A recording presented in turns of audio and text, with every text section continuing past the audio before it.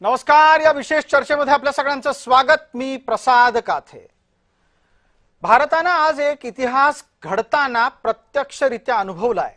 कारण आज 5 वर्षांच्या या विविध टप्प्यांवरून तृणमूलचं सरकार पुढे सरकत असताना त्यानं 15 वर्ष पूर्ण केली आणि तेव्हाच या 15 वर्षाच्या तृणमूलच्या सरकाराचं पतन झालं.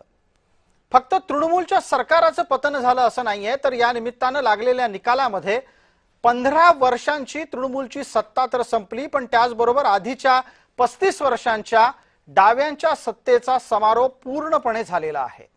आणि म्हणूनच बंगालातलं 50 वर्षाचं अराजक संपवल्याचा दावा भारतीय जनता पार्टीच्याकडून केला जातोय.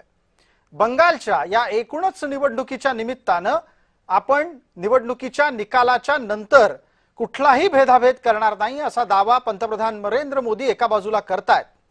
200च्या पलीकडे बंगालात भाजपानं जागा मिळवल्यात. तृणमूल 100 पेक्षा कमी जागांवरच आत्ता तरी पोहोचू शकलेली आहे.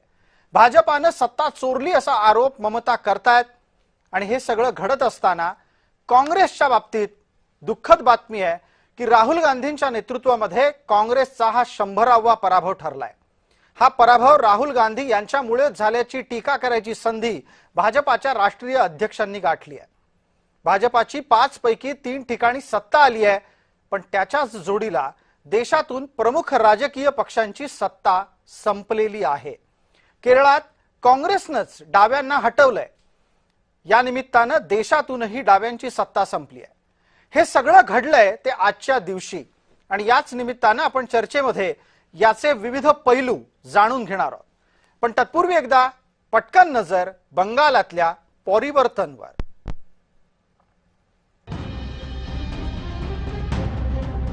पश्चिम बंगालमध्ये भाजपनं इतिहास रचलाय. कारण तिथे पहिल्यांदाच भाजपची सत्ता आली आहे. गेल्या 15 वर्षांपासून मुख्यमंत्री असलेल्या ममता बॅनर्जींच्या तृणमूल काँग्रेसचा भाजपानं दणदणीत पराभव केलाय. या निमित्तानं पंतप्रधान नरेंद्र मोदी आणि केंद्रीय गृहमंत्री अमित शाह यांचं अनेक दशकांचं स्वप्न अखेर पूर्ण झालं असंच म्हणावं लागेल. बंगालमधील या विजयाला अनेक कारण आहेत.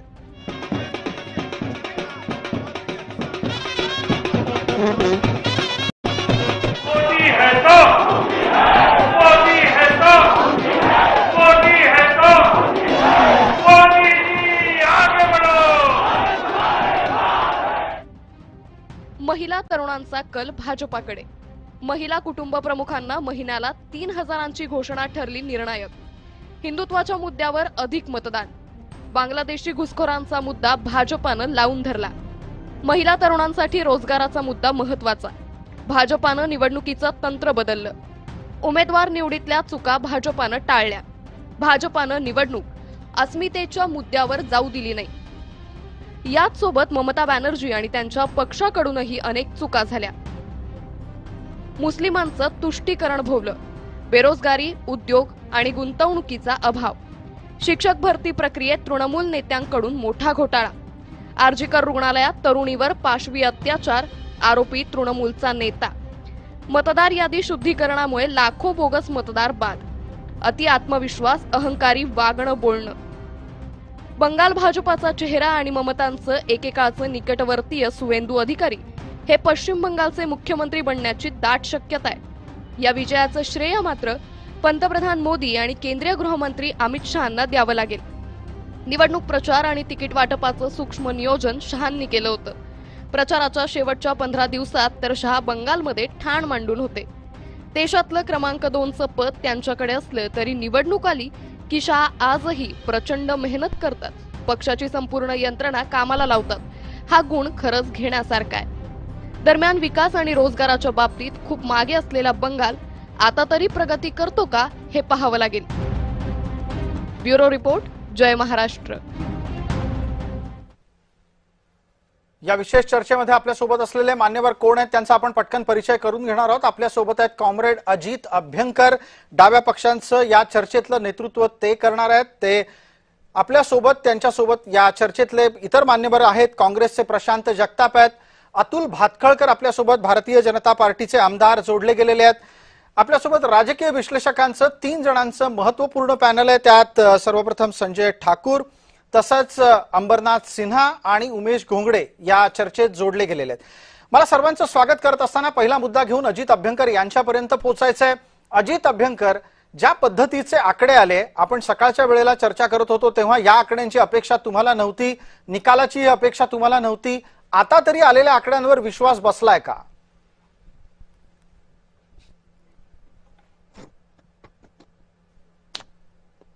अजितराव, आपला माईक बंद आहे, आपल्याला माईक सुरू करायचा आहे.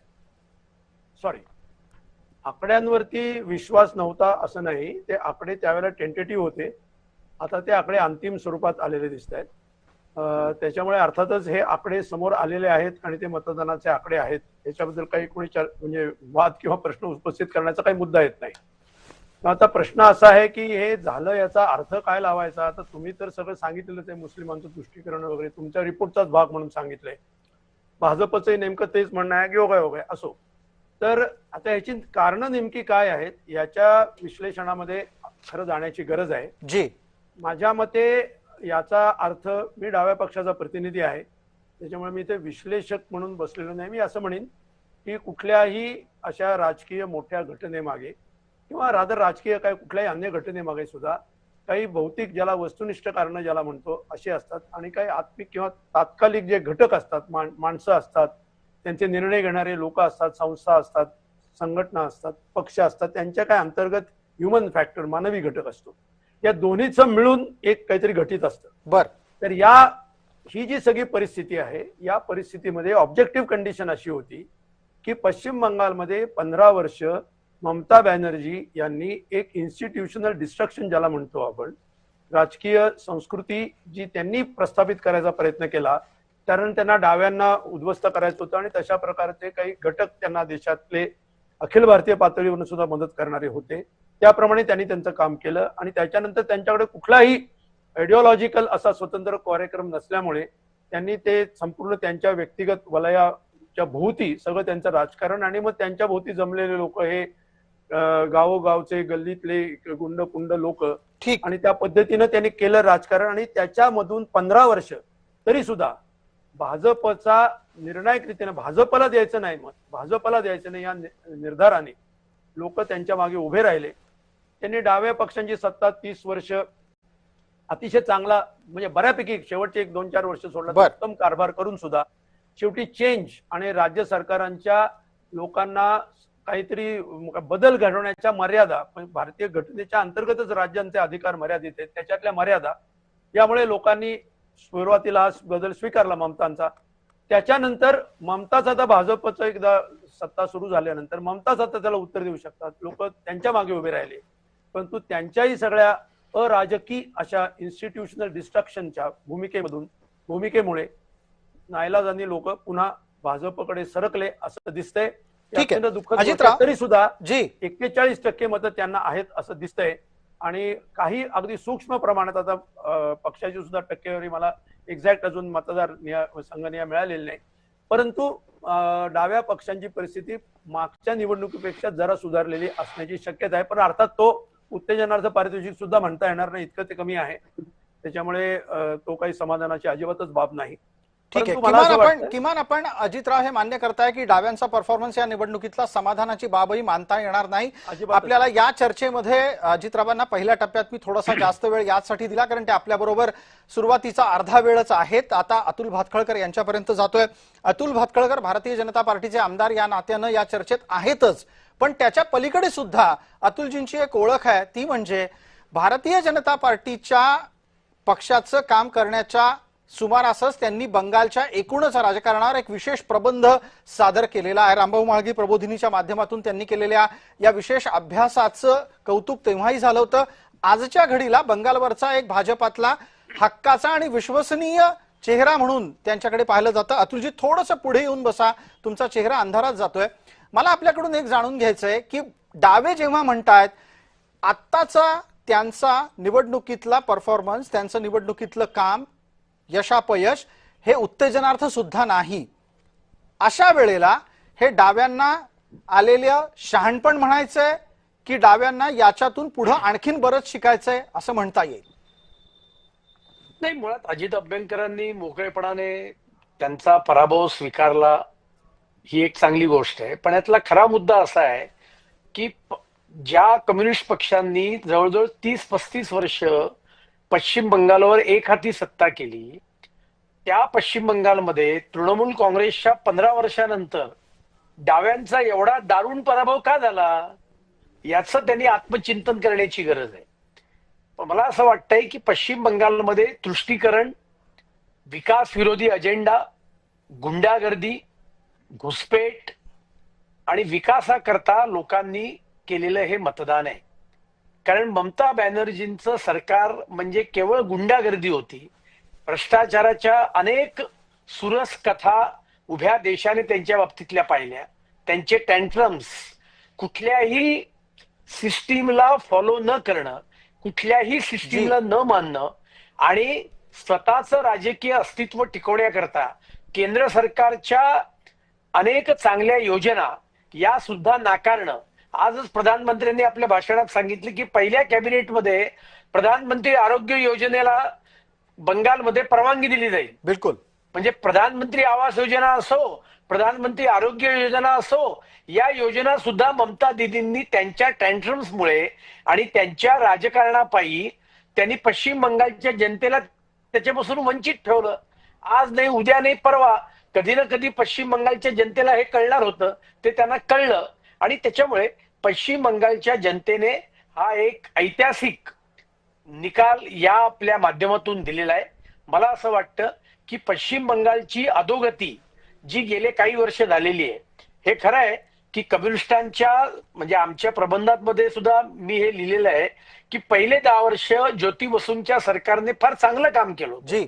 पण नंतरची 10-15 वर्ष ही पश्चिम बंगालची धुळदाण आणि मुख्य म्हणजे हिंसेचा अतोनात वापर, जीच कोट अनकोट उज्ज्वल परंपरा ममता बॅनर्जींनी पुढे गेले 15 वर्ष चालू ठेवलेली आहे, जी संपवण्याचं आव्हान आज प्रधानमंत्र्यांनी आपल्या भाषणात केलेलं आहे, त्या हिंसेचा आधार घेऊन ठीक आहे. सत्ता टिकवण्याचा प्रयत्न होता, तो आज धुळीला मिळालेला आहे असं माझं मत आहे. अतुलजी, पटकन एका 30 सेकंदात प्रतिक्रिया द्या. थोड्या वेळापूर्वी अजित अभ्यंकरांचं एक वक्तव्य होतं की ममतांची सरकार गेलं याचा त्यांना आनंद आहे, पण भाजपचं सरकार आलं याचं दुःख आहे.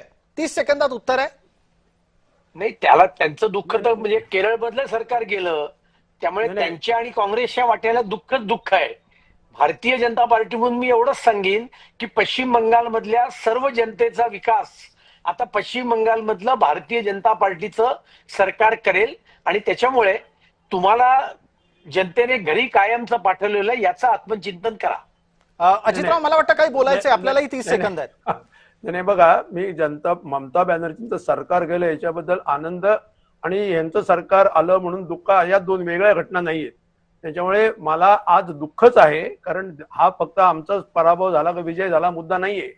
या देशामध्ये धार्मिक विभाजन, अत्यंत हीन पातळीवरचं आयडेंटिटी पॉलिटिक्स आणि तुष्टीकरण वगैरे अशा सारख्या बोगस आणि नॅरेटिव्ह बिल्डिंग करणाऱ्या ज्या कल्पना आहेत त्याचा कळत नकळत स्वीकार हा काही प्रमाणात लोकांनी केला, याचं अत्यंत दुःख आहे. आणि हेच जर पुढे गेलं तर या देशाचं धार्मिक विभाजन केल्यानंतर नेमका हा देश कुठल्या दिशेला जाणार, हुकुमशाहीच्या कुठची पातळी गाठणार, याची चिंता करण्याचा आजचा दिवस आहे. त्यामुळे हा फार गंभीर दिवस आहे आमच्या दृष्टीने. ठीक, आपण म्हणताय हा गंभीर दिवस आहे. खरं तर मी या मुद्द्याला घेऊन प्रशांत जगतापांना पुरेसा वेळ देणार होतो, पण मला वाटतं की प्रशांत जगताप यांना जे मुद्दे मांडायचे आहेत त्यातले निम्मे मुद्दे डाव्यांचे मांडून झालेले दिसत आहेत. पण तरीही प्रशांत जगताप या सगळ्या 5 राज्यांच्या निवडणुकीच्या निकालाचं विश्लेषण करत असताना एक प्रश्न थेट विचारावा लागेल, काँग्रेस आहे कुठं? जी काँग्रेस आज केरळात आघाडी असल्यानं सत्तेच्या पर्यंत पोहोचू पाहतीये, ती काँग्रेस जवळपास सगळ्या ठिकाणाहून नामशेष होत चालली आहे. आणि या निमित्तानं जेव्हा नितीन नबीन म्हणतात की हा पराभव फक्त राहुल गांधींचा आहे, तर मुळात हा पराभव काय राहुल गांधीजींचा नाही. हा विजय जर असेल तर हा भाजप आणि इलेक्शन कमिशनच्या युतीचा विजय असं माझं स्पष्ट मत आहे. त्याला कारण पण खूप आहेत की या ठिकाणी कुठेतरी बिहारची निवडणूक आली की त्याचे 3 महिने अगोदर 65 लाख मतं ही एसआरच्या नावाने वजा करायची. बंगालच्या निवडणुकीच्या 3 महिने अगोदर तब्बल 90 लाख मतं ही या ठिकाणी मतदारातून काढायची. सर्वोच्च न्यायालयाला शेवटी त्या ठिकाणी दखल घ्यायला सर्वोच्च न्यायालयाने कबूल केलं की ही चूकच आहे, पण यांना मतदान आता मात्र करता येणार नाही. त्याच्यामुळे हा जो विजय हा भाजपचा नाही, हा काही इलेक्शन कमिशन आणि भाजपच्या युतीचा विजय. दुसरी गोष्ट आहे, पॅरामिलिटरी फोर्स ज्या ठिकाणी पश्चिम बंगालमध्ये ठार मांडून बसल्या, ज्यांचे प्रमुख 30 दिवस त्या ठिकाणी बसून होते, जे धमकवते त्या ठिकाणी नका वेगवेगळ्या राजकीय पक्षांना. त्याच्यामुळे हा विजय कशाचा आहे याचं सुद्धा आत्मचिंतन करा. याचबरोबर जे नका पश्चिम बंगालमध्ये ममता बॅनर्जींची स्ट्रॅटेजी सांभाळत होते ते आयपॅकचे जे काय दंडेल आहेत त्यांना या ठिकाणी 13 एप्रिलला अटक करण्यात आली. म्हणजे जो एकूणच पश्चिम बंगालची ममता बॅनर्जीची स्ट्रॅटेजी सांभाळत होते त्यांना अटक केल्यानंतर त्यांची स्ट्रॅटेजी संपवण्याचं कामकाज हे त्यांनी केलंय. आणि यशा पलीकडे जाऊन ते सगळं होत असताना मान्य अभ्यंकर साहेब जे बोलले त्याप्रमाणे जे काय धार्मिक ध्रुवीकरण केलेलं आहे त्या धार्मिक ध्रुवीकरणाचा हा विजय, यांच्यामध्ये जर हिंमत असेल तर यांनी विकास कामांवर या ठिकाणी निवडणूक लढवावी. आणि आसामचं सुद्धा मला त्या संदर्भात सांगावं लागेल. आसाममध्ये ज्या पद्धतीने आपण 2009ला त्या संदर्भामध्ये कुठेही डिलिमिटेशन करू शकलो नव्हतो, 2023 अस्तित्वात आलं. तर तिथले मतदारसंघ ज्या डिलिमिटेशनच्या नावाखाली इकडे तिकडे करण्यात आले त्याच्यामुळे तिथलाही विजय त्याचा नेत्रदीपक म्हणता येणार नाही. एक नक्की आहे की आपण तामिळनाडूतला विजय आणि एकूणच नाही का आम्ही पॉंडिचेरीकडे जे बघतो तिथं अँटी इन्कम्बन्सी असेल, याचबरोबर चित्रपट अभिनेत्यांच्या बद्दलचं आकर्षण, या सगळ्या गोष्टींमध्ये सर्वोदय विजय हे विजय झालेले आहेत. ठीक आहे, आपण त्याच्यावर बोलू. पण प्रशांत जगताप, तुम्ही यात कुठेतरी काँग्रेसवर बोलाल की नाही? मी काँग्रेसबद्दलच बोलतोय. या ठिकाणी पुन्हा एकदा सांगू, जर एजन्सीने तलवारी मॅन करून ठेवल्या, एजन्सी जर त्या ठिकाणी सरेंडर झाल्या तर तुम्ही विजय शोधणार कुठं? मी या ठिकाणी कुठेही ममता बॅनर्जींचा विजय पराजय याची खूप कारण आहेत, ज्याच्यामध्ये त्यांचा आतताईपणा असेल, तिथं झालेला नका गुंडगिरीचा नका एकूण कळस असेल, त्या गोष्टी आम्ही स्वतः सांगतो ना त्या ठिकाणी. या ठिकाणी विरोधक म्हणून त्या गोष्टी कबूल केल्या पाहिजेत. पण त्याच्यामध्ये त्यांचा तो सहभाग, त्यांच्या चुका ह्या 20% असेल तर 80% या ठिकाणी एजन्सीचा दाम दंड भेद वापराचा जो काय एकूणच जो पॅटर्न आहे तो निश्चित अतुलजी याचं उत्तर देतील. काल परवापर्यंत ईव्हीएम विषय होता, आता मतदार यादी शुद्धीकरण हा विषय आलेला आहे. आणि अशाच पद्धतीनं कारण स्वतःच्या अंतर्गत शोधायच्या ऐवजी बाह्य कारण जास्त दिली जातात का हरल्याच्या नंतर? प्रशांत जगतापांची आणि काँग्रेसची अवस्था इतकी दयनीय आहे की बंगालची काँग्रेस काय म्हणते हे सुद्धा त्यांना मान्य होत नाहीये. बंगालच्या काँग्रेसने अधीररंजन चौधरींनी ममता बॅनर्जींच्या सरकारवर, त्यांच्या जनता विरोधी धोरणांवर, त्यांच्या गुंडागर्दीवर, त्यांच्या हिंसाचारावर एवढे कोरडे ओढलेले आहेत ते या इथल्या काँग्रेसवाल्यांना मान्य नाही आहेत. याच्यावरनच काँग्रेसची संघटनात्मक स्थिती काय आहे आणि भाजप द्वेष त्यांच्या नसानसात किती भिनलेला आहे हे स्पष्ट होत आहे. पराभव झाल्यानंतर आत्मचिंतन करा. मग जर का हेच निवडणूक आयोगावर आमची युती होती तर मग ती केरळमध्ये आम्हाला का नाही फळली? ती आम्हाला तामिळनाडूमध्ये का उपयोगाला आली नाही? केरळमध्ये तुम्ही कसे निवडून आलात? हिमाचलला तुम्ही कसे निवडून आलात? कर्नाटकात तुम्ही कसे निवडून आलात? अत्यंत हास्यास्पद आहे. जनतेला महामूर्ख समजतायत ही लोक, याच्या पलीकडे काही नाहीये. हा जनतेचा विजय आहे आणि त्याच्यामुळे काँग्रेस आता आत्मचिंतनाच्याही पलीकडे गेलेली आहे. आणि राहुल गांधींनी जे जाहीर केलं निवडणुकीच्या आधीच की बंगालमध्ये भाजप निवडून येणार आहे, याच्यावर त्यांचं काय म्हणणं आहे? एकदा विचारून घेऊयात, ते खोटं एकदा पटकन विचारूयात. प्रशांत जगताप, राहुल गांधी जर समजा अशा प्रकारची वक्तव्य करत असतील तर काय म्हणायचं?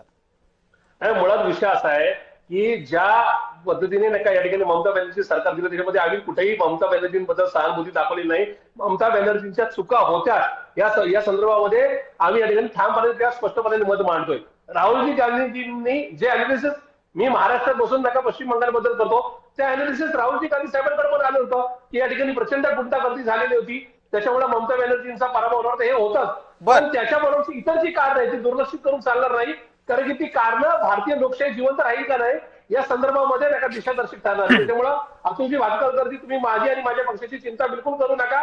एक दिवस या सगळ्या देशाच्या लोकशाहीची चिंता भारतीय नागरिकच नक्की करतील. आता पटकन या निमित्तानं पुढे विश्लेषणाच्यासाठी आपल्यासोबत ठाकूर संजय सिंग आहेत, त्यांच्यापर्यंत पोहोचूयात. संजयजी, भारतीय लोकशाही संकटात असा आता एक नरेटिव्ह बिल्टअप करायचा पुन्हा एकदा प्रयत्न होतोय. हा प्रचार पुढे पुढे येत असताना वस्तुस्थिती काय आहे? लोकांनी का म्हणून बंगालमध्ये परिवर्तन केलं, का म्हणून तमिळनाडूमध्ये परिवर्तन केलं, का म्हणून केरळमध्ये परिवर्तन केलं? देखिए ऐसा है प्रसाद जी कि ये तो बहुत दिनों से ये प्रयास चल रहा है. भारत देश की जो स्थिति है उसको कितनी बुरी तरह से डैमेज करना चाहते हैं ये कांग्रेस के लोग. आप इसी बात से अंदाज लगाइए कि बंगाल का चुनाव चल रहा है, एक फेज का चुनाव खत्म होता है, दूसरे फेज का चुनाव अभी कैंपेन चल रहा है, और राहुल गांधी बंगाल छोड़ के अंडमान निकोबार चले जाते हैं। क्या करने चले जाते हैं? भारत देश का अपना डिफेंस का जो प्रोजेक्ट आ रहा है अंडमान निकोबार में, जिसके माध्यम से हम चाइना को कंट्रोल कर सकते हैं, उस प्रोग्राम के, उस प्रोजेक्ट के विरोध में अंडमान निकोबार में जाके भाषण देने लगते हैं। ये कांग्रेस के जो लोग हैं, इनको भारत देश की तो कभी पड़ी ही नहीं थी, और इन्होंने तय किया हुआ है कि जहां जहां विकास का काम होगा, जहां जहां भारत देश को मजबूती देने का काम इस देश के प्रधानमंत्री करेंगे, हम वहां वहां जाके रोड़े अड़ाएंगे। आप इनको बताइए, इनको कोई समझाता क्यों नहीं कि अरे भाई, जब वहां लेफ्ट का शासन था, आप विरोध में विरोधी पक्ष होते थे। आज की वहां की जो मुख्यमंत्री थी ममता बनर्जी आपके साथ रहा करती थी, इतने सालों तक आप लोगों ने वहां काम किया, और हिंसा की स्थिति जो थी वहां के लेफ्ट पार्टीज की, उस स्थितियों को पार कर दिया, सीमा को, सारी सीमाओं को पार कर दिया ममता बनर्जी ने। तब भी आपने कभी खुले मुख से, पिछले चुनाव में भी भारतीय जनता पार्टी ने एक बहुत सफल प्रयास करने की कोशिश की थी, और भारत देश को देखिए, इस चुनाव से, बंगाल के इस रिजल्ट से न सिर्फ भारत देश का और बंगाल के लोगों का कल्याण हुआ है, बल्कि विश्व के वो देश जो लोग भारत देश के खिलाफ अपना टूल किट चला रहे थे और बंगाल का इस्तेमाल करके भारत देश में अशांति और अस्थिरता पैदा करना चाहते थे, आज उन लोगों के लिए भी परमानेंट ताला लगा दिया है नरेंद्र मोदी जी ने। और इस बात को मानना पड़ेगा इस देश के लोगों को कि बंगाल की जनता हर दिन इस बात को फेस कर रही थी, और उसको पता था कि अब समय आ गया है। अगर अब भी हमने इस चीज को पार करके नरेंद्र मोदी जी का साथ नहीं दिया और नरेंद्र मोदी जी के साथ नहीं गए, तो संभवतः आने वाले समय में बंगाल की दुर्गति भी कश्मीर की तरह हो जाएगी। बिल्कुल वही स्थिति हो गई थी, इसलिए वहां के लोगों ने एक मत से एक साथ मिलकर वोट दिया। अब उसको ये लोग कह रहे हैं कि पोलराइजेशन हुआ। भाई, पोलराइजेशन जब आप मुस्लिम अपीसमेंट करते हो, पोलराइजेशन होता है, तब पोलराइजेशन नहीं कहा जाता है। लेकिन हिंदू एक बार एक साथ आ जाए, तब आप लोग पोलराइजेशन क्यों चिल्लाते हैं? बिलकुल, या मुद्द्यावर पटकन अजित अभ्यंकर आणि अतुल भातखळकर दोघांनाही बोलतं करणार आहोत आपण। त्याचबरोबर प्रशांत जगतापही बोलतील। आपण अजितराव, चांगलं वाटलं मी आपल्यालाच प्रश्न विचारतोय। तुष्टीकरणाचा मुद्दा तुम्ही वारंवार मगापासून चर्चेमध्ये घेताय। ज्या वेळेला ममता बॅनर्जींच्या कडून मुसलमानांचं तुष्टीकरण होतं ते मान्य करायचं, पण हिंदू एकत्रीकरण स्वीकारायचं नाही, हा एक निरीक्षणाचा भाग समोर आलाय। तुष्टीकरण होतंय हे तुमचं विधान आहे, मान्य करायचं म्हणजे हे तुम्ही, तुमचं सगळं तुमचंच म्हणणं आहे। म्हणजे तुष्टीकरण होतं काय हे तर एकदा सांगा ना। तुष्टीकरण म्हणजे काय? संघामध्ये न येणं म्हणजे तुष्टीकरण का? संघ शाखेवरती जातो तो तुष्टीकरण करत नाही असं आहे का? हे काय म्हणजे नाही, पण मग मुसलमानांचं तुष्टीकरण झालं का नाही झालं बंगालमध्ये? कधी झालं तुष्टीकरण? बंगालमध्ये झालं नाही, बाहेरही कुठे झालं नाही। हे बघा, तुष्टीकरण हा नॅरेटिव्ह तुमचं सगळं, तुमची सुद्धा एक शब्दाची जी आहे, तुष्टीकरणाचं नॅरेटिव्ह नसतं, परंतु लोकशाही मात्र बुडीत दिले असं कोणी म्हणलं तर ते नॅरेटिव्ह असतं। शब्दाचा चॉईस सुद्धा आपला सुद्धा खूप निवडक आहे, तो खूप मला इंटरेस्टिंग वाटतो, त्याचंही मी खूप निरीक्षण करत असतो। तुष्टीकरण हे नॅरेटिव्ह नाहीये, तुष्टीकरण ही फॅक्ट आहे। तुमच्या दृष्टिकोनातून सूर्य उगवतो तसं तुष्टीकरण होतं। फॅक्ट बोला ना, वस्तुस्थितीच्या आधारावर बोला की कुठं तुष्टीकरण केलं, काय तुष्टीकरण केलं। अतुलजी आहेत आपल्यासोबत, त्यांच्याकडे याची उत्तरं निश्चित असतील। अर्थात त्या तत्पूर्वी एक उदाहरण प्रशांत जगतापही हात वर करतायत म्हणून द्यायला लागेल। जेव्हा भारताचे पंतप्रधानच सांगतात की या देशातल्या नैसर्गिक संसाधनांवर अधिकार पहिल्यांदा अल्पसंख्याकाचा आहे, त्यावेळेला त्याला तुष्टीकरण मानायचं नाही असं जर ठरवलं असेल, काय कशाचा अर्थ तुम्ही काय लावताय? त्यांच्या बोलण्याचा अर्थ असा होता की आम्ही बहुसंख्याक म्हणून सगळं ओढून घेऊ असं नाही, आपण एक घर आलेल्या माणसाला म्हणतो ना, घर तुमचंच आहे। अरे काय ही तुमची, म्हणजे जे शब्द एखाद्याच्या तोंडामध्ये, एखादा शब्द नाही डिपेंड करणारच, कारण तुम्ही वाटेल डिपेंडच करणार, कारण जे तुम्ही चुकीचं बोलताय। ही वस्तुस्थिती आहे तुमच्या बाबतीतली। या जे आम्ही म्हणतोय ते हेच आहे, बाकी काही नाही। तुष्टीकरण काय केलं? बरं समजा ते मनमोहन सिंग बोलले होते का नव्हते? मनमोहन सिंग हे बोलले होते का नव्हते? मी सांगतो ना तुष्टीकरण काय आहे। असं आहे, या देशातल्या नैसर्गिक संसाधनांवर पहिला अधिकार हा गरिबाचा आहे, ही आमची भूमिका आहे। तुमची भूमिका काय आहे? ऍक्शन कमिटीचे सल्लागार कोण होते? कम्युनिस्ट पार्टी ऑफ इंडिया होती। कशा करता? हे तुष्टीकरण आहे। रामनवमीची सुट्टी रद्द करायची हे तुष्टीकरण आहे. दुर्गा पूजा शुक्रवारी आली म्हणून दुर्गा पूजा एक दिवस आधी संपवा असा GR काढायचा बंगालमध्ये, हे तुष्टीकरण आहे. हे बघा, त्याच्यामुळे तुष्टीकरण बघा, या हे देशामध्ये उदाहरण हे झालं. हा नरेटिव्ह नाही, ती वस्तुस्थिती आहे. आणि वस्तुस्थिती आहे म्हणून जनतेने ती स्वीकारली आहे. हे तुमचं दुःख आहे, बाकी काही नाही. सेक्युलरिझमच्या नावाखाली मुस्लिम जातीयवादाला प्रोटेक्शन देणं आणि त्याला खतपाणी घालणं, हा जो सेक्युलरिझमचा नवीन अर्थ तुम्ही लावलात, विशेषतः गेल्या 40 वर्षात, त्याला आता भारतीय जनता उत्तर देते. आणि तुम्ही अजितराव, हिंदू नावाने जे धर्मांध राजकारण करतात त्याला राष्ट्रवाद म्हणण्याची तुमची 100 वर्षाची परंपरा आहे, हे पण आहे का? बरं, याला एक आणखी उत्तर येत आहे. अजितराव, याला एक संजय ठाकूर उत्तर देत आहेत. पटकन संजय ठाकूर यांच्यापर्यंत पोहोचायचंय. 1 मिनिटाचा वेळ आहे. प्रशांत जगताप वाट पाहत आहेत. जेव्हा तृणमूलच्या ऑफिशियल MLA कॅन्डिडेट आणि अभिजित बॅनर्जी तर त्याचा राईट हँड माणूस जहांगीर ओपनली एक आदर्श ठेवतो सांगताना की मी पुष्पा आहे, म्हणजे काय आहे, आणि एकही तृणमूल काँग्रेसचे नेते ममता बॅनर्जी किंवा कोणी त्याला सांगत नाही की पुष्पा म्हणजे काय. पुष्पा काय एक आदर्शमत्व व्यक्तिमत्व आहे का? पुष्पा म्हणजे कोण? काय पुष्पा काय जी, मला काय कळत नाही. या मुद्द्याला आणखी एक मुद्दाही तिथे लक्षात घेण्यासारखा आहे, तोही आपण पटकन लक्षात घेऊ. काही तांत्रिक कारणांमुळे बोलणाऱ्या व्यक्तीचा चेहरा आता आपल्याला दिसला नाही. ठाकूर संजय सिंग बोलत होते. मी चर्चेला पुढे नेतोय, प्रशांत जगताप यांच्यापर्यंत पोहोचतोय. पण आपल्याला अतुलजी आणि इथे असलेल्या सगळ्यांनाच आठवत असेल, याच बंगालमध्ये बाबरी मशीद बांधायला घेतली गेली स्वतंत्रपणे.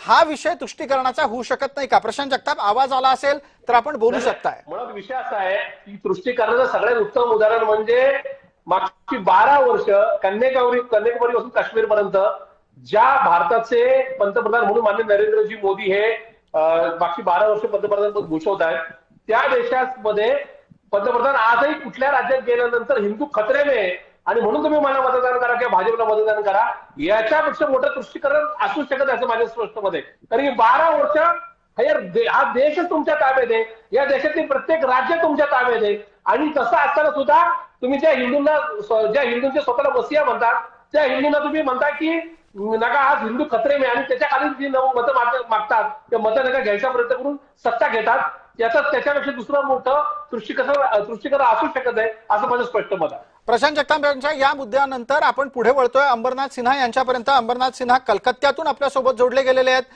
गेली जवळपास 25 वर्ष पत्रकार म्हणून ते लोकांना परिचित आहेत. अनेक विविध माध्यमांमध्ये त्यांनी कामं केलेली आहेत. आत्ताच्या घडीला बंगालमध्ये बसून कलकत्त्यातून आपल्यासोबत जोडली गेलेली ही माणसं आहेत. मला अंबरनाथ सिन्हा आपल्यापर्यंत पोहोचायचं है. मेरी आवाज आ रही है अंबरनाथ जी? हाँ जी, आ रहा है. अब ये जो तुष्टीकरण की बात हो रही है, उस तुष्टीकरण को लेकर आपके पास कोई सवाल या इससे भी ज्यादा बड़ी बात कोई उदाहरण है जिसको लेकर जनता ने अपना फैसला सुनाया, और क्या जनता ने फैसला सुनाते वक्त तुष्टीकरण को आड़े हाथों लिया है ममता जी के? अपीसमेंट या तो तुष्टीकरण का बात तो डेफिनेटली हो रहा था. ये एक मुद्दा था, बिकॉज मैं सुबह भी बताया 5 पॉइंट जो मैंने बताया आपको, उसमें से एक चीज ये था, लोगों का मन में ये चीज है कि एक माइनॉरिटी अपीसमेंट या तुष्टीकरण चल रहा है. लेकिन उससे भी बड़ा मुद्दा जो था वो है आपका जॉब. लोगों के पास जो काम और जो इकोनॉमिक सिचुएशन है, बंगाल में थोड़ा सिचुएशन अलग है. बंगाल का जो डिमांड है वो थोड़ा अलग है, क्योंकि उधर पे एक तो है एजुकेशन सिस्टम को लेकर वो लोग रियली परेशान है. आप जानते हैं कि कुछ दिन पहले एजुकेशन में बड़ा सा स्कैम हुआ था, उसको लेकर बहुत सा लोगों ने उधर पे आवाज उठाए, और वो अभी भी उसको लेकर लोग अभी भी बहुत ही असंतुष्ट है. वो एक बड़ी बात है. और 50 साल में जो हम लोग का जो इंडस्ट्री का जो खात्मा हुआ धीरे धीरे, उधर पे Guest Keen Williams, Bata, Dunlop, Hindustan, ICI, you name it, एक से बढ़कर एक, हर एक कंपनी का उधर पे सब लोग था. वो धीरे धीरे CPM के टाइम से वो सब लोग चले गए, और ये सिलसिला अभी भी है. तो इसको लेकर लोगों के मन में बहुत ही एक क्षोभ है की लोग वो बैंगलोर, हैदराबाद ये सगळ्या जगह. पण अंबरनाथ जी या सगळ्या चर्चेमध्ये डावे कधी मान्य करत नाहीत की त्यांच्यामुळे बंगालचा विकास कधी थांबला. वामपंथी जब ये कहते हैं कि उनके वजह से कोई नुकसान नहीं हुआ, तो उसका भी तो जवाब होगा आपके पास. नहीं, वाम पर देखिए, तब वो सोशल मीडिया नहीं था तो इतना ही था. लेकिन वामपंथी के टाइम से ही अगर आप गेस्किन विलियम्स देखेंगे, यूनियन जो था उधर पे 1977 तक Bengal like economic cluster in entire India वो सबसे बड़ा इकोनॉमिक क्लस्टर था, सबसे प्रॉस्परस इकोनॉमिक क्लस्टर था, और एंटायर एशिया में जापान के बाद बंगाल का जो वो गैंजेटिक बंगाल है वो इकोनॉमिक क्लस्टर में सबसे बड़ा था। आप शायद ये भी जानते हैं कि 1955 में उधर पे एक जूट मिल बेल्ट इतना बड़ा था। 1955 में बुल्गारिन क्रुश्चेव रशिया का प्रीमियर बंगाल का हावड़ा में आए थे इसलिए देखने के लिए कौन सी जूट मिल बेल्ट से वर्ल्ड वॉर 2 के time highest number of gunny bags किया। तो ये 1977 तक हुआ। उसके बाद जो है उधर पे जो इंडस्ट्रियलाइजेशन, इंडस्ट्री तो बहुत थे, जैसे मैंने नाम किया गेस्किन विलियम्स हावड़ा में उधर पे 10,000 से ऊपर लोग थे। सिर्फ यही नहीं, Howrah used to be called the Sheffield of the east.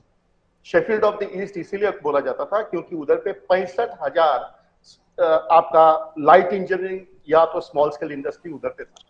ठीक तो आहे, वो सब कुछ या मुद्द्याला थोडंसं पटकन आटपतो घेतो। प्रशांत जगताप यांना किमान हा मुद्दा ऐकून थोडंसं समाधान वाटेल की आता ते ज्या काँग्रेसमध्ये आहेत त्या काँग्रेसच्या कार्यकाळामध्ये बंगाल विकसित होत होता। अतुल भातखळकरांपर्यंत जाणार, त्याच्यानंतर आपल्या सोबत असलेल्या अजित अभ्यंकरांना संधी देतो। अतुलजी, बंगालची विल्हेवाट एका अर्थानं ज्या गेल्या 50 वर्षात लागली त्याची नैतिक जबाबदारी कोणावर तरी ठेवली गेली पाहिजे। आता या जनतेनं दिलेल्या निकालातून ती जबाबदारी फिक्स झाली आहे का, निश्चित झाली आहे का? नैतिक काय, प्रत्यक्ष जबाबदारी कम्युनिस्ट पक्षावर आहे आणि नंतर त्याचा पुरता बट्ट्याबोळ करण्याचं काम ममता बॅनर्जींनी केलेलं आहे। शेवटी मी मगाशीच म्हटलं की पहिले 10 वर्ष कम्युनिस्ट पक्षाच्या सरकारने जमीन सुधारणांसारखे, जमिनीचं फेरवाटप करणे असे काही चांगले निर्णय घेतले, ते अंमलातही आणले। पण नंतरच्या कालखंडामध्ये, विशेषतः उदारीकरणाच्या कालखंडामध्ये जे औद्योगिकीकरण व्हायला पाहिजे होतं, ज्याच्या बाबतीत बंगाल आघाडीवर होता, हे बंगाल पूर्णपणे मागे पडलं। युनियनिझम हा बंगालमधला परवलीचा शब्द होता।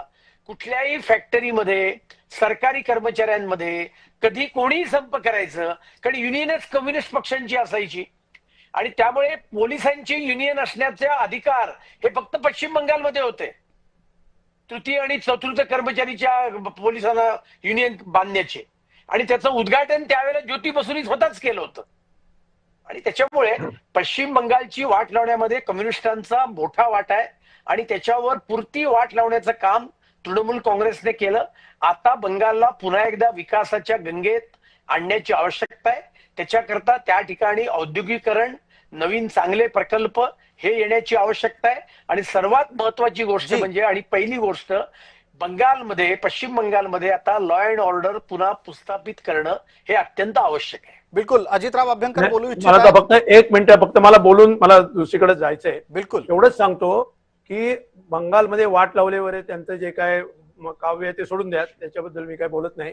परंतु शेवट बुद्धदेव भट्टाचार्य हे जेव्हा मुख्यमंत्री झाले तेव्हा म्हणजे ज्या कारणासाठी डाव्या पक्षांवरती भीषण आरोप करून नंदीग्रामचा आणि सिंगूरचा प्रकल्प घ्या, अत्यंत उत्तम प्रकारचा प्रकल्प, सर्व एस्टॅब्लिश झालेला, त्याच्या विरोधामध्ये रोड ब्लॉकेड करून तो कम्प्लिटली उधळून लावायचा आणि तो नरेंद्र मोदींनी गुजरातमध्ये घेऊन गेले, ते पश्चिम बंगाल सरकारची पूर्णपणे कोंडी करून आणि पक्षाची बदनामी करून सुद्धा।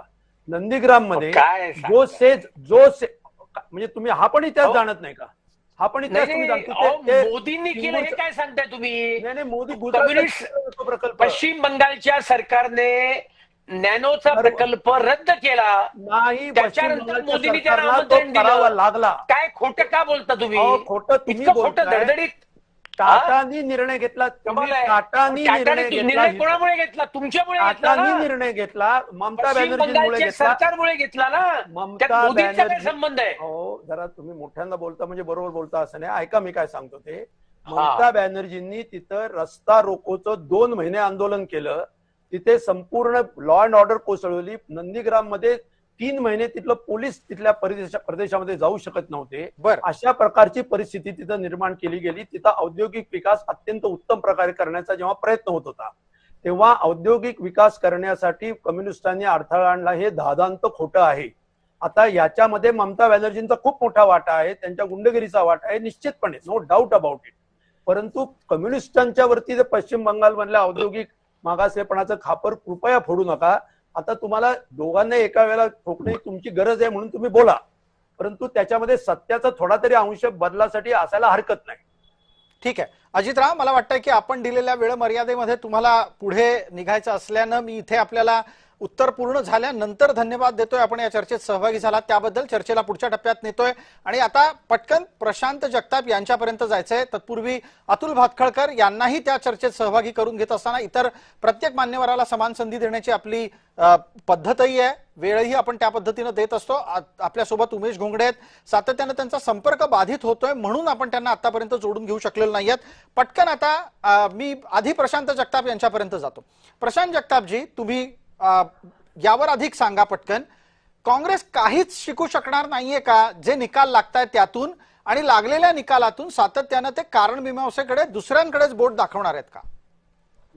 मुळात एक तुम्ही समजून घ्या, ज्या ज्या ठिकाणी नवीन केडर देणं शक्य आहे तिथं काँग्रेस पक्ष त्या पद्धतीचा प्रयत्न करताय. माननीय राहुलजी गांधी असतील, माननीय प्रियंका गांधी असतील, किंबहुना आमचे मल्लिकार्जुनजी खरगे जे राष्ट्रीय अध्यक्ष आहेत, हे सातत्याने पक्षाच्या कार्यकर्त्यांना, पदाधिकाऱ्यांना योग्य त्या प्रकारे संदेश देऊन त्या ठिकाणी प्रक्रियेत सामावून घेण्याचा प्रयत्न करतायत. ज्या ज्या ठिकाणी मुळात आता ज्या ज्या निवडणुका होत आहेत, एकीकडे रेवडी सिस्टीम आहे, एकीकडं या ठिकाणी सगळ्याच एजन्सीचा वापर होतोय. आमच्यासाठी हे रडगाणं नाही, पण या ठिकाणी आपण केरळ मधला हा विषय शेवटी केरळचाच विषय आहे. पण हे होत असताना तामिळनाडू असेल किंवा केरळमध्ये भाजपला मागच्या 40-45 वर्षामध्ये बिलकुल प्रवेश करता आला नाही. त्यामुळे तिथला विजय हा डावे विरुद्ध काँग्रेस या अशा परिस्थितीमध्ये काँग्रेसचा विषय झालाय किंवा काँग्रेसचे केडर तिथे जिंकले. पण हे होत असताना शेवटी आम्हाला आमच्या पक्षाचा या ठिकाणी विस्तार करत असताना मित्र पक्षांना सामावून घ्यावं लागतं. मित्र पक्षांना बरोबर घेऊन त्या ठिकाणी निवडणुका लढवाव्या लागतात. त्याच्यामुळे काही ठिकाणी मर्यादा येतात, ही सुद्धा वस्तुस्थिती आहे. पटकन अतुल भातखळकर, निरीक्षण. नितीन नबीन जेव्हा म्हणतात की झालेला पराभव हा राहुल गांधींचा पराभव आहे, 100% राहुल गांधीच काँग्रेसचे नेते आहेत ना. नाही, मग मल्लिकार्जुन खरगे अध्यक्ष आहेत असं आता ते म्हणून गेले. ते लेमडक अध्यक्ष आहेत, ते नावाला अध्यक्ष आहेत, सगळ्या जगाला माहिती आहे.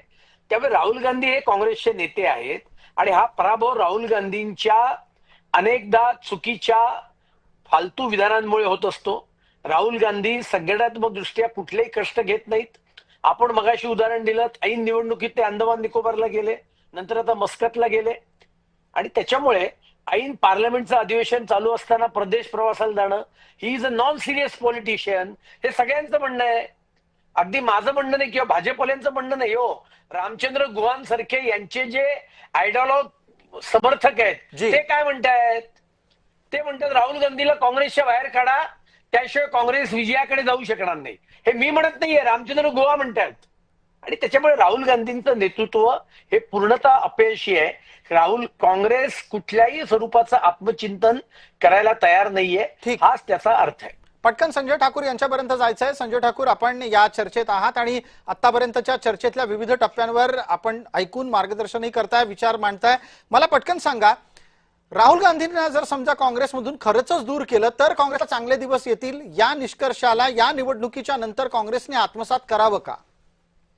हे बघा, ते खरं म्हणजे ते काँग्रेसचा अंतर्गत विषय, पण तुम्हाला एक निश्चित सांगू इच्छितो, या टाइमला इथे देशात सर्वोत्कृष्ट नेतृत्व आणि ज्याच्यावर सर्वांचा विश्वास आहे 100%, तसा नेतृत्व असताना गैर जिम्मेदार तरीके के राजनीति करने वाले लोग तो बिल्कुल भी स्टैब्लिश हो नहीं सकते. एक तरफ इतना टावरिंग नेतृत्व है इस देश का, जिस पे पूरे देश के लोगों का अगाध विश्वास है, नरेंद्र मोदी जी जैसा नेतृत्व, उसके सामने अगर कोई मस्करे की तरह राजनीति करने वाला व्यक्ति तो आ जाए तो कैसे स्टैब्लिश हो सकेगा? देखिए, कांग्रेस में तो स्थिति ऐसी ला दी है कि अभी कांग्रेस में राहुल गांधी को हटा देंगे तो भी कोई बहुत बड़ा चमत्कार नहीं हो सकता, क्योंकि इस देश के लोगों को यह समझ में आ गया है कि इस देश का विकास कौन कर सकता है, इस देश को विकास के रास्ते पे कौन लेके जा सकता है. पिछले 75 साल के इतिहास में लगभग 60 साल तक तो अकेले कांग्रेस ने ही राज्य किया होगा, 55 से 58 साल तक. तो उसमें कांग्रेस ने क्या कर दिया?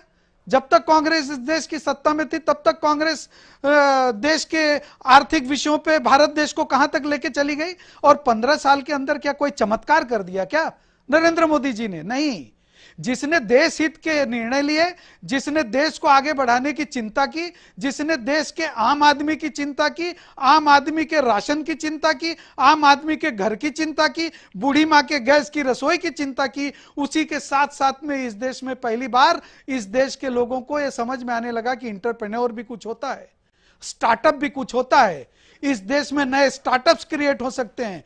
पूरी दुनिया में जाके अगर इस देश के लोग इतना अच्छा काम कर रहे हैं तो अपने देश में ही मेक इन इंडिया का कॉन्सेप्ट क्यों देना पड़ा नरेंद्र मोदी जी को? क्योंकि नरेंद्र मोदी जी जानते थे कि आने वाले समय में अगर इन चीजों को मजबूत नहीं किया गया तो भारत देश की आर्थिक शक्ति को बढ़ाना बहुत मुश्किल होगा। और इतनी बड़ी अगर जनसंख्या को हमको लेके चलना है मजबूती से तो भारत को अपनी आर्थिक शक्ति बढ़ानी पड़ेगी। और यही कारण है कि पिछले 12-13 सालों में उन्होंने आज भारत को लाके चौथे नंबर पे खड़ा कर दिया। बिलकुल। या चर्चेला पुढे नेत असताना आता एका नव्या वळणावर आपण येतोय। भारतीय जनता पार्टीचा एकापाठोपाठ एक निवडणुकांमध्ये होणारा विजय, विविध राज्यांमध्ये त्यांची येणारी सत्ता, हे जितकं वरकरणी पाहत असताना सहज साधं सोपं वाटत असलं तरी यात अनेक आव्हानं दडलेली आहेत। भारतीय जनता पार्टीला आता कोणत्या आव्हानांचा मुकाबला करायचा आहे त्याच्यावर एक पटकन नजर आणि त्यानंतरची चर्चा याच मुद्द्यांवर। आपल्या समोर येणारे मुद्दे आहेत ते लक्षात घ्या। एकतर त्यांना आधी बंगालमध्ये प्रचारात दिलेली आश्वासनं पूर्ण करायची आहेत कारण जनतेच्या अपेक्षा प्रचंड वाढलेल्या आहेत। 50 वर्षांनंतर बंगालमध्ये एक महत्त्वपूर्ण सत्ता बदल झालाय। जनतेला मान्य असेल अशा नेत्याला मुख्यमंत्री करणं हे सुद्धा भाजपाच्या समोरचं आव्हान आहे। अनेक दशकांपासून बंगालमधून निघून गेलेले उद्योगधंदे परत आणण्याचं काम भाजपाला करायचं आहे। कामगार संघटनांची गुंडगिरी बंद करून उद्योगस्नेही वातावरण बंगालमध्ये तयार करावं लागेल। महिलांसाठी सुरक्षित वातावरण तयार करण्याची मोठी महत्त्वपूर्ण जबाबदारी भाजपावर आहे। केंद्रीय योजनांची भारतीय जनता पार्टीच्या सरकारला केंद्रातून बंगालच्या सरकारच्या दरम्यान अंमलबजावणी करावी लागेल आणि भ्रष्टाचार टाळावा लागेल।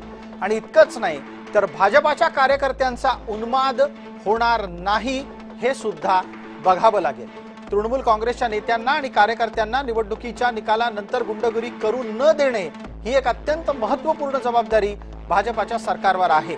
बांगलादेशी घुसखोरांच्या समस्येची कायमची विल्हेवाट लावायची ही जबाबदारी ही भाजपाला पार पाडायची। चर्चेच्यासाठी आता पटकन पुढे जातोय उमेश घोंगडे आपल्या सोबत आहे। उमेशजी, बराच वेळ आम्ही आपल्यापर्यंत पोहोचायचा प्रयत्न करत होतो, तांत्रिक अडचणींमुळे आपल्यापर्यंत येताना अडचण झाली। आता आपल्याला भारतीय जनता पार्टी समोर जी आव्हानं आपण मांडली त्यावर मतप्रदर्शन करायचंय। जी सुरुवातीला मी दिलगिरी व्यक्त करतो कारण मी पुण्याबाहेर माझ्या गावाकडे आहे, त्यामुळे आपल्याशी जोडलं जायला तांत्रिक अडचण होती। अगदी थोडक्यात सांगतो, तुम्ही ज्या 4, 5, 6 जे मुद्दे सांगितलेत प्रत्येक मुद्दा भारतीय जनता पक्षाच्या दृष्टीनं चॅलेंज आहे। सगळ्यात महत्वाचं चॅलेंज आहे जनतेच्या अपेक्षांची पूर्ती करणं। त्यानंतर सगळ्यात महत्वाचं काय तर बांगलादेशी घुसखोर जे आहे, जो विषय मला वाटतं गेली 30-35 वर्ष भारतीय जनता पक्ष त्यांच्या वेगवेगळ्या युवा मोर्चा असतील, अभाविप असेल, या माध्यमातून हा विषय देशासमोर सातत्यानं आणलेला आहे। विशेषतः गेल्या 10 वर्षामध्ये नरेंद्र मोदींचं सरकार आल्यानंतर बांगलादेशच्या घुसपेटियांचा, घुसखोरांचा जो विषय आहे तो सातत्यानं मांडला जातोय। गेल्या 2 निवडणुका भारतीय जनता पक्षानं अत्यंत तयारीनं तिथे लढवल्या आणि आपली ताकद वाढवत नेली। आज आपण बघतोय भारतीय जनता पक्षानं तिथं निर्विवाद असं यश मिळवलं। या निवडणुकीत निवडून येण्यासाठी भारतीय जनता पक्षाने जसं राष्ट्रीय मुद्दे जे आता मी म्हटलं घुसखोरांचा जो मुद्दा आहे तो सातत्यानं उपस्थित केला, त्याही पलीकडं मी आता म्हटलं तसं की तिथं उद्योग स्नेही वातावरण निर्माण करणं, तिथली गुंडगिरी मोडून काढणं, या 2-3 गोष्टी मला वाटतं अत्यंत प्रायोरिटीच्या आहेत। या निवडणुकीत नरेंद्र मोदी यांची इमेज आणि अमित शहा यांचं, ज्याला आपण चाणक्य नीती म्हणू, ती खरंच कामी आलेली आहे। तुम्ही 2016ची 2021ची निवडणूक बघितली तर त्या प्रत्येक निवडणुकीमध्ये अमित शहानी जे प्रयत्न केले मला वाटतं ते एका निवडणुकीत शक्य नव्हतं, पण तिसऱ्या निवडणुकीत त्यांनी ते करून दाखवलं। अर्थात या पुढची भाजपच्या पुढचं जे चॅलेंज आहे ते लोकांच्या अपेक्षांची पूर्ती करणं हे खूप मोठं चॅलेंज, सत्ता मिळवण्यापेक्षाही मोठं चॅलेंज लोकांच्या अपेक्षांची पूर्ती करणं हे असेल असं मला वाटतं प्रसादजी। बिलकुल अतुल भतकळकरांपर्यंत पोहोचूयात. अतुल भतकळकर, लोकांच्या प्रचंड वाढलेल्या अपेक्षा एका बाजूला आणि दुसऱ्या बाजूला नेता निवडीचं पण आव्हान. कारण गेल्या काही दिवसांमध्ये सातत्यानं असं दिसतंय भारतीय जनता पार्टी चर्चेत असलेल्या नावांना संधी देत नाही आणि अत्यंत अनपेक्षित अशी नावं समोर आणतं. बंगालात पण हेच होईल का? नाही, मुळामध्ये भारतीय जनता पार्टीमध्ये कुठल्याही गोष्टीची निवड करत असताना उमेदवाराची, नेत्याची, त्याची एक पद्धती आहे, प्रक्रिया आहे आणि ती प्रक्रिया राबवल्यानंतरच आम्ही करत असतो. आता भारतीय जनता पार्टी ज्या नेत्यांची निवड करते त्यांची नावं माध्यमात येतात की नाही आणि समजा ती येत नसतील तर ते माध्यमांचं अपयश आहे. याचाच अर्थ असा आहे की आमची संघटना म्हणून अत्यंत आम्ही मजबूत आहोत. आम्ही पक्षांतर्गत बाबींची बाहेर कुठेही खासगीत, जाहीर तर सोडाच, खासगीत सुद्धा आम्ही चर्चा करत नाही आहोत आणि त्याच्यामुळे नेता निवडीचं काही आव्हान आहे असं मला काही वाटत नाही. कारण एक मजबूत केंद्र सरकार आता पश्चिम बंगालच्या सरकारच्या पाठीशी आहे आणि प्रचंड चांगलं बहुमत आहे आणि त्यामुळे मी मगाशी म्हटल्यामुळे सर्वात मोठं आव्हान पहिलं हे असेल की कायदा सुव्यवस्था पुनर्स्थापित पश्चिम बंगालमध्ये करणं, त्याच्यानंतर उद्योग स्नेही वातावरण निर्माण करून बंगालमध्ये उद्योगधंदे वाढवणं हे तिथल्या सरकारसमोरचं सर्वात मोठं आव्हान असेल. पण हे करू शकेल किंवा नाही याचा ट्रॅक रेकॉर्ड आमचा काय सांगतो? तर आमचा ट्रॅक रेकॉर्ड सांगतो की ज्या ज्या राज्यांमध्ये आमची सरकार आहे तिथे आमचा ट्रॅक रेकॉर्ड अत्यंत चांगला आहे आणि त्यामुळे माननीय मोदीजींचं नेतृत्व आहे, माननीय अमित भाई शहांचं त्यांना मार्गदर्शन आहे आणि त्याच्यामुळे पश्चिम बंगालमधलं राज्य सरकार हे उत्तम काम करेल याच्याविषयी जनतेच्या मनात कुठल्याही प्रकारची शंका नाहीये. क्रमांक 1. आणि बाकी आपण जी काही आव्हानं सांगितली आमचं म्हणजे आर्थिक दृष्ट्या तुम्ही काही ज्या योजना आहेत, असं आहे आम्ही महाराष्ट्रामध्ये लाडकी बहीण योजना चालू केली, निवडणुकीनंतर चालू ठेवली.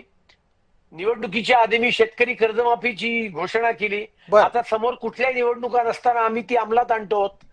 मध्य प्रदेशमध्ये लाडली बहीण योजना आहे, बाकी मोठमोठे प्रोजेक्ट्स आहेत, रस्त्यांची कामं आहेत, धरणांची कामं आहेत आणि त्याच्यामुळे विकासाच्या बाबतीत आणि भारतीय जनता पार्टी या एकाच नाण्याच्या दोन बाजू आहेत. पश्चिम बंगालचा विकास आता गतीने होईल हे सगळ्यांनी लक्षात ठेवावं. मला पटकन उमेश घोंगडे मी संधी देतो आपल्याला, पण एकदा नैसर्गिक न्यायानुसार प्रशांत जगताप यांना बोलतं करायचं आहे. भारतीय जनता पार्टीच्या एकूणच दाव्यांच्या अनुषंगानं त्यांना विचारायचं आहे की बंगालातल्या सरकारमध्ये भारतीय जनता पार्टी समोरचं तुमच्या लेखी मोठं आव्हान कुठलं? त्यांच्याकडून दावे केले जात आहेत की दिलेला शब्द ते पूर्ण करतील. मुळातच आता त्यांना तो विजय मिळालेला आहे, त्याच्यामुळे आता भाजपच्या समोरची नाही का एकूणच जी काय कर्तबगारी असेल किंवा आव्हान खूप मोठा असेल. एक तर मुळात भारतीय जनता पार्टीची जी रेवडी नाही का सिस्टीम जी आणली नाही का, एकूणच नाही का रेवड्या वाटून नाही का मतं गोळा करायची, त्या संदर्भामध्ये आता त्यांना ती नाही का शब्द दिलेले पूर्ण करावे लागतील. त्याचं कारण आहे की त्या सगळ्या शब्दांवरच लोकांनी मतदान केलेलं असेल असं गृहीत धरून या ठिकाणी आता आम्ही त्यांना या सगळ्या कामकाजासाठी शुभेच्छा देतोय. पण ते देत असताना या रेवडी सिस्टीमने त्या ठिकाणी भारताचं वाटोळ झालं. कारण की जगातल्या 223 देशामध्ये सगळ्यात जास्त कर्ज घेणारा देश म्हणून भारत देश या ठिकाणी पुढे आलेला आहे. स्वर्गीय पंडित जवाहरलाल नेहरू पासून स्वर्गीय डॉक्टर मनमोहन सिंग यांपर्यंत मधल्या काळात स्वर्गीय अटल बिहारी वाजपेयी सुद्धा होते, किंवा स्वर्गीय मोरारजी देसाई सुद्धा होते. यांच्या काळामध्ये सगळ्याच पंतप्रधानांनी या देशासाठी तब्बल 55 लाख कोटीचं कर्ज उभं करून या देशाचा विकास केला होता आणि मागच्या म्हणजे त्यांना 68 वर्ष लागली होती एवढं कर्ज उभं करायला. यांनी मात्र मागच्या 12 वर्षामध्ये तेच कर्ज 55 लाख कोटीचं 255 लाख कोटीपर्यंत जाऊन पोहोचवलेलं आहे. त्याच्यामुळं आपण जगामध्ये सगळ्यात मोठा कर्जबाजारी देश आहोत आणि त्याच्यासाठी ही रेवडी सिस्टीम नाही का कारणीभूत आहे. त्याच्यामुळे इथून पुढे विकास कामं करत असताना हा देश आणि किती राज्य कर्जबाजारी होणार नाही याची काळजी त्यांना घ्यावी लागेल. दुसरी गोष्ट, जे दिले शब्द महिलांना 3,000 रुपये द्यायचे असतील किंवा विकास करायचा असेल त्या सगळ्या गोष्टी कराव्या लागतील आणि ते होत असताना हा देश पुन्हा एकदा ईस्ट इंडिया कंपनीच्या नका एकूणच नका ताटाखालचं बांधर होणार नाही किंवा हा देश विकला जाणार नाही याची सुद्धा काळजी घ्यावी लागेल. काँग्रेसच्या या अपेक्षेवर अतुलजी आपलं उत्तर, मिनिटभराचा वेळ आहे. मला इतरही 2 मान्यवरांकडून पटकन काही प्रतिक्रिया घ्यायच्या आहेत. नाही, प्रशांत जगतापांचं भाषण आणि राहुल गांधींचं भाषण याच्यात काहीच फरक नाहीये, वस्तुस्थितीशी काहीही संबंध नाही आणि त्याच्यामुळे ते ज्या गोष्टीचा रेवडी म्हणून उल्लेख करतायत त्या राज्य सरकार त्या ठिकाणी लोकांना मदत करतायत. मग काँग्रेसचा विरोध आहे का लोकांना मदत करायला? काँग्रेसचा विरोध आहेच म्हणून तर लाडकी बहिणीच्या विरुद्ध ते हायकोर्टात गेले होते. जर का महिलांना दर महिन्याला 1,500 रुपये दिले तर यांना काय पोटात दुखतंय? बरं, कर्नाटकमध्ये हे काय करतायत? कर्नाटकमध्ये यांनी फक्त आश्वासन दिलं, सत्तेवर आल्यानंतर 3 महिन्यामध्ये सगळ्या घोषणा यांच्या हवेत विरल्या. बर तेलंगणात त्यांनी काय केलं? तेलंगणात त्यांनी हेच केलं.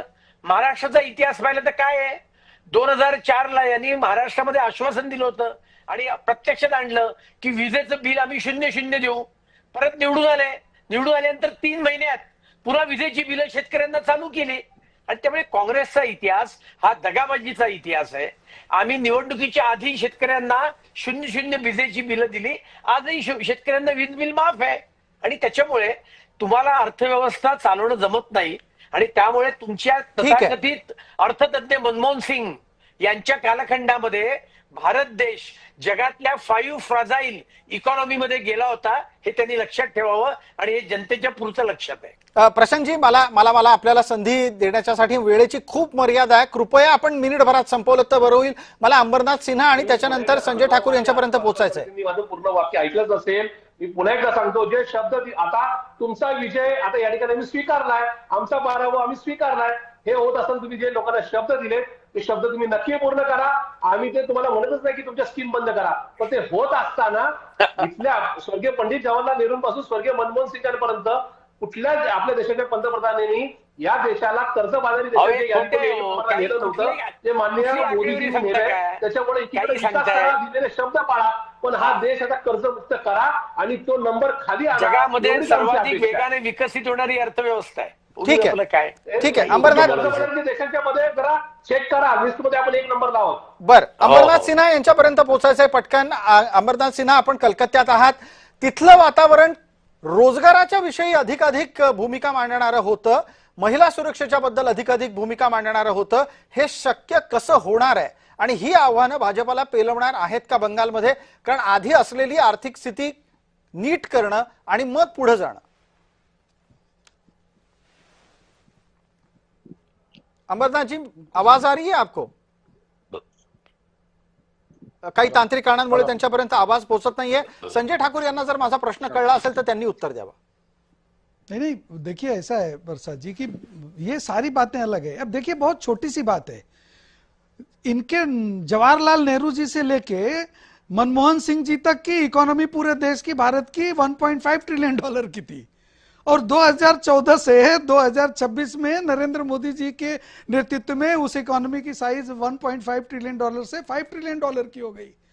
तो ये परसेंटेज नहीं बता रहे हैं कि छोटी इकोनॉमी में कितना बड़ा कर्ज था और इतनी बड़ी इकोनॉमी में कर्ज बता रहे हैं, लेकिन देश के इंफ्रास्ट्रक्चर का जो विकास हुआ है, देश का जो विकास हुआ है, सामरिक विकास हुआ है, उसके बारे में बात नहीं कर रहे हैं. ये बात नहीं करेंगे क्योंकि उनको बात करनी नहीं है. इनको लोगों को गुमराह करना है. कल ये संविधान बदल रहे थे, भारतीय जनता पार्टी संविधान बदल रही थी. आज इनके हिसाब से भारतीय जनता पार्टी अपीजमेंट कर रही है. ये लोग कभी डेवलपमेंट की बात करते नहीं. हिम्मत है तो बताओ ना कि आज की इकोनॉमी का साइज क्या है, उसकी तुलना में कितने % कर्ज है भारत देश पे, वो बताना पड़ेगा आपको. गुमराह मत करिए आप लोग देश को. हाँ, रही बात भारत देश की, भारत देश बिल्कुल तेजी से अग्रसर है विकास की तरफ, और कांग्रेस को उसकी चिंता करने की जरूरत नहीं है. इस देश की जनता ने कांग्रेस को बहुत लंबा समय दिया था, लेकिन कांग्रेस ने उसमें उसकी चिंता नहीं की, खाली वही नाम पढ़ते रहते हैं. जो चिंता कर रहा है प्रसाद जी, एक ही मिनट जी, उसको इस देश की जनता मौका दे रही है. और आप हर प्रदेश में देखिए जहां भारतीय जनता पार्टी की सरकार एक बार आती है, कम से कम 10 साल 15 साल रहती है, क्योंकि लोगों को डेवलपमेंट का फर्क समझ में आता है. मुझे पूरा विश्वास है कि भारतीय जनता पार्टी बंगाल का भी विकास करेगी, वहां के लॉ एंड ऑर्डर सिचुएशन को भी ठीक करेगी, वहां की प्रशासनिक क्षमताओं का भी विकास करेगी. अमरनाथ सिन्हा आपल्यापर्यंत येतोय. अमरनाथ जी, इस बात को बताइए, मेरी आवाज तो पहले आ रही है आपको? हाँ, मुझे ये बताइए, बंगाल के लोग रोजगार चाह रहे हैं, बंगाल के लोग महिला सुरक्षा चाह रहे हैं, इस सब के बीच बंगाल के बाद क्या? बंगाल के बाद क्या, देखिए ये एक बेसिक मुद्दा है उन लोग का. डेवलपमेंट और law and order, these are the 2 main things. ये दोनों मुद्दा बेसिक है. और जैसे कि है, और एक उन लोगों का सोच ये भी है कि आपका जैसे कि माइनॉरिटी अपीसमेंट, ये 3 फैक्टर पे अभी ये कितना नैरेटिव है, कितना सही है, दैट इज अनदर थिंग. लेकिन ये 3 फैक्टर लोगों का मन में है, और ये 3 फैक्टर के ऊपर उन लोगों को काम करना पड़ेगा. लेकिन एक चीज उन लोगों को ध्यान में रखना पड़ेगा, which is very important. Bengal देखिए गुजरात जैसा नहीं है. गुजरात में, इसलिए मैं बोल रहा हूँ, दोनों का जो ज्योग्राफी है एकदम प्रैक्टिकली अलग है। गुजरात में एक जमीन है, गुजरात में आपका जमीन आप दे सकते हैं, लेकिन बंगाल में agriculture is a major factor. अगर आपको डेवलपमेंट करना है तो इंडस्ट्री के साथ वो एग्रीकल्चर को भी उनको देखना पड़ेगा। एग्रीकल्चर अगर पीछे छूट जाए बंगाल में तो वो दिक्कत है, क्योंकि बंगाल का जो जमीन है बहुत ही वो उर्वर है उधर पे। जैसे कि जिसलिए सिंगूर या तो आपका जो वो टाटा नैनो, ये सारे जो चीज का मामला आया, ये बेसिक चीज यही आया था कि वहां पे जो लैंड है, जहां पे वो लैंड दिया गया था, वो लैंड में फसल आता है, रेगुलरली 2 फसल आता है। जहां पे एक GKW जैसा है, वो जहां पे हावड़ा कलकत्ता बेल्ट है, जहां पे इंडस्ट्री बेल्ट है, उधर पे आप लोग का जमीन है जहां पे वो जमीन गवर्नमेंट यूज कर सकते थे। वो जो क्लैश है वो मुझे लग रहा है कि वो भाजपा ये बारे में उन लोगों का सोच है, डेफिनेटली समजेंगे वो और समझ के जहां पे या मुद्द्याला मला आपल्याला वेळेच्या मर्यादेपोटी थांबवावं लागतंय। अतुल भातखळकर जाता जाता फक्त आणि फक्त मोजून 1 मिनिट, गुजरात आणि बंगाल यात फरक आहे, बंगाल गुजरात नाही, हे लक्षात ठेवून पुढची पावलं टाका, असा एक सल्ला आपल्याला कलकत्त्यातून आलेला आहे। कोलकात्यातूनच अंबरनाथ सिन्हा बोलतायत। नाही, बंगाल बंगाल आहे, गुजरात गुजरात आहे, महाराष्ट्र महाराष्ट्र आहे। भारतीय जनता पार्टी फक्त गुजरातमध्ये चांगलं सरकार चालवत नाहीये, ती महाराष्ट्रात उत्तम सरकार चालवते, राजस्थानमध्ये उत्तम चालवते, मध्य प्रदेशमध्ये उत्तम चालवते, आणि त्याच्यामुळे जरूर भारतीय जनता पार्टी नेहमीच नम्रपणाने लोकांचे सल्ले स्वीकारत असते। पश्चिम बंगाल आहे म्हणून तो पश्चिम बंगालचा आमदार हा त्या राज्याचा मुख्यमंत्री होणार आहे, आणि पश्चिम बंगालने जो प्रखर देशभक्तीचा विचार दिलेला आहे स्वातंत्र्यपूर्व काळापासून, तो प्रखर देशभक्तीचा विचार घेऊन तर भारतीय जनता पार्टी पुढे जातीये। म्हणून तर आमचे संस्थापकांचं कर्मभूमी आणि जन्मभूमीच पश्चिम बंगाल आहे, आणि त्याच्यामुळे मुखर्जींच्या स्वप्नातला बंगाल घडवण्याचं काम भारतीय जनता पार्टी करेल, याच्याविषयी कोणाच्याही मनात शंका नाही। खूप खूप आभार, धन्यवाद। आपण सर्व मान्यवर या चर्चेमध्ये सहभागी झालात त्याबद्दल। उमेश घोंगडे, आपल्याला वेळ मला पुरेसा देता आला नाही त्याबद्दल क्षमस्व। आपण परत भेटू, तूर्तास धन्यवाद।